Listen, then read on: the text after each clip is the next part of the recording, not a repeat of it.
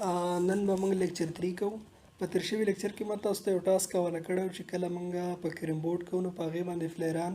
بوریک پوډر بوریک پې خري دا پې ولې خري نو د هغې جواب دا دی چې د بورډ دا سرفیس او دا کوم زموږ سره دا ګیټې راسئ نو د دې سرفیس په منځ کې زموږ سره فریکشن پیدا کیږي او دا زموږ سره سټرایکر یا دا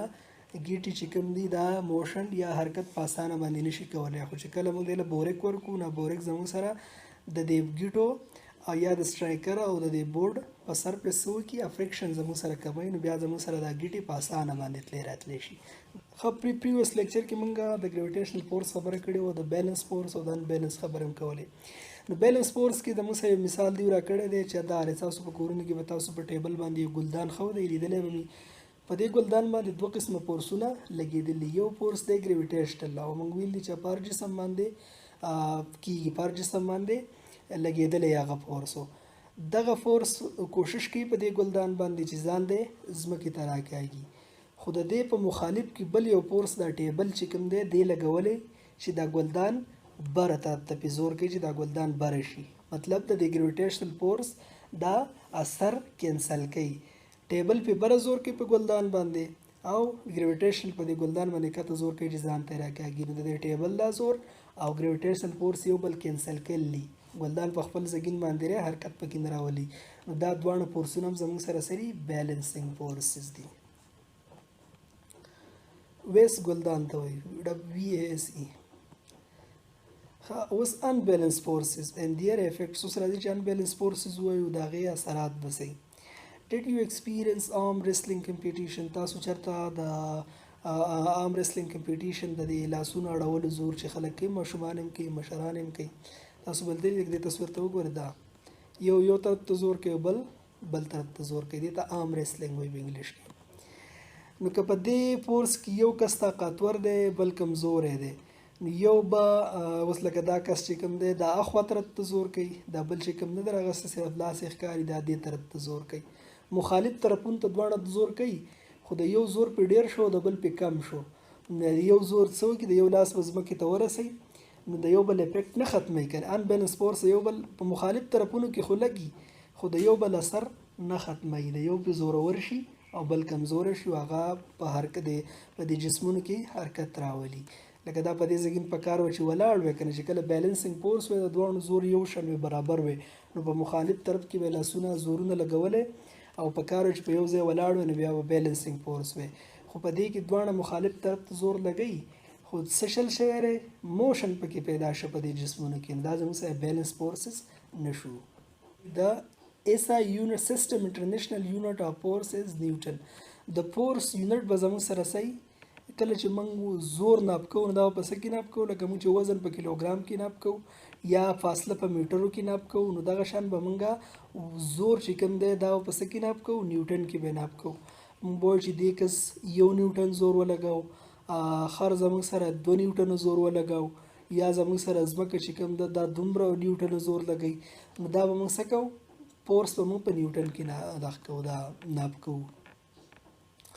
ماس از میډ ان کیلوګرام او ماس زموږ سره سره دا په کیلوګرام کې دغه کېږي دا ناپ کېږي متفقره ماس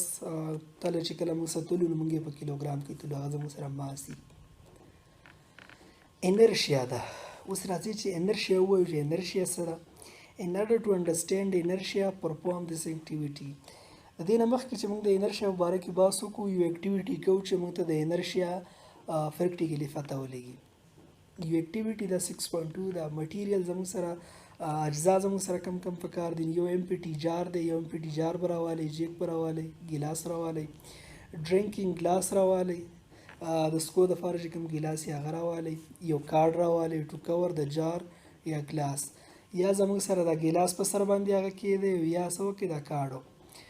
که جیک نو د جیک په سر که ګیلاس نو د ګیلاس په سر کې یو 5 روپی کوین یو کوین راوالی که د روپۍ والی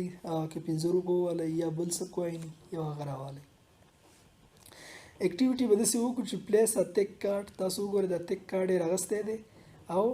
د ګیلاس یا د جګ په سر به یې کېدی او په هغې به څه وکړئ د بره روپۍ کېدی دا دوی چې دا کومه خبره کوي ټیک ا کوین دا کوین هم په دې په سر باندې کې نو فلیک د کارډ وذ فنګر او دا څه وکړي دا کارډ چې کوم دی دا د فنګر په مدد سره څه وکړي دا کارډ درې کوي فلیک یې پاسترې کوي.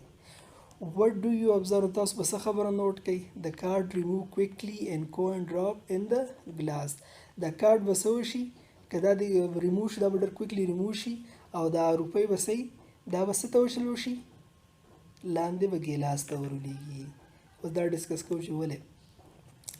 Inertia is a tendency of all objects to resist any change in their state of rest or motion. دا انرشیا د هر جسم یو صلاحیت دی چې کله یو جسم په حرکت کې نو په دې کې دا صلاحیت موجود دی چې کته دا جسم ودرول غواړي نو دا به کوشش دا کوي چې ستا د ودرولو د قوت ختم کی او د خپل حرکت جاری وساتي. که یا دا جسم په ساکن حالت کې په ولاړ حالت کې او ته په زور ولګې ته چې دا زه روان کم نو د دې جسم به دا کوشش وي چې دا حرکت ونه کړي او په دې ریسټ پوزیشن کې پاتې شي په دې ساکن پوزیشن کې پاتې شي. نو دغه صلاحیت چې په دې جسم کې په روان جسم کې موجودي چې ونه درېږي او دغه صلاحیت چې په ولاړ جسم کې چې روان نشي دې ته موږ څه وایو انرشیا وایو. In order to move an object that is at rest enough external force must be applied to overcome the object inertia. دا اوس موږ خبره وکړه کنه یو جسم ولاړ دی زموږ سره او په دې کې دا انرشیا موجود دی. دا انرشیا دا کوشش کوي چې دا جسم روان نشي که څوک په قوت لګوي نو چې دا جسم به د خپل بیرته انرشیا په ترو په کوشش دا کوي چې زه روان نشم. نو چې کله موږ دې له روغ لږ فورس ورکړو یو ولاړ جسم له او نه روانېږي د دې مطلب دا دی چې د انرشیا زموږ په فورس باندې زوروره ده زموږ په قوت زوروره ده. نو بیا چې کله موږ قوت ډیر کو نو زموږ دا قوت چې کله په انرشیا باندې دبره شي نو بیا څه وشي دا شیزه دا object په حرکت باندې شي. او که زموږ قوت د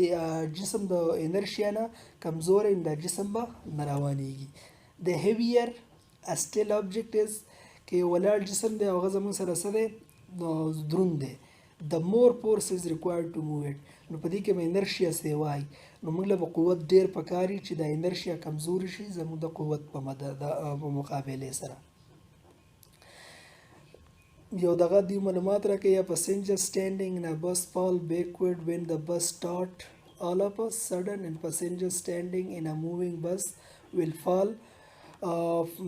forward when it stop all of a sudden. It is due to inertia. اوس یو بس ته یو گاډی دی په هغې کې موږ ولاړ یو او دا گاډی روان دی نو که ستاسو پام وي چې کله دا گاډی एकदम بریک ونیسي نو دا موږ څه کوو موږ مخکې طرف ته ولیږو. دا ولې ولیږو چې د انرشیا چې کله موږ روان یو په دې جسم کې د روانتیا کې د انرشیا موجود وي دا کوشش کوي چې زموږ دا جسم ونه درېږي. نو چې کله گاډی سډنلی ودرېږي اچانک ودرېږي سډنلی اچانک نو زموږ دا جسم غواړي چې زموږ دا جسم کې انرشیا موجود دی کنه دا غواړي چې زه دې په حرکت کې اول ته په بل قوت ولګېده چې ودرېږه نو زموږ دا انرشیا موږ څه وکړي مخکې د کیږي. دغه شان که دا گاډی ولاړي او موږ پکې یو او एकदम دا گاډی د بریک دغه ورکې اکسلیټر او دا روان شي نو چې کله دا روان شي نو زموږ دا جسم مخکې نه ولاړو کنه نو په دې کې دا انرشیا و چې زه دې په خپل زګین پاتې شم او روان دې نشم نو هغه انرشیا موږ شاته دیکه کی او گاډی مخکې ځي. اوس راځو سمپل ماشین ته او سمپل ماشین تعارف کوو چې سمپل ماشین سره ماشینز آر ډیوایسز ویچ میک اور ورک ایزیر. ماشین هر هغه څیزونه دي چې هغه زموږ کار اسانوي او یا زموږ کار په ښه طریقه باندې کوي.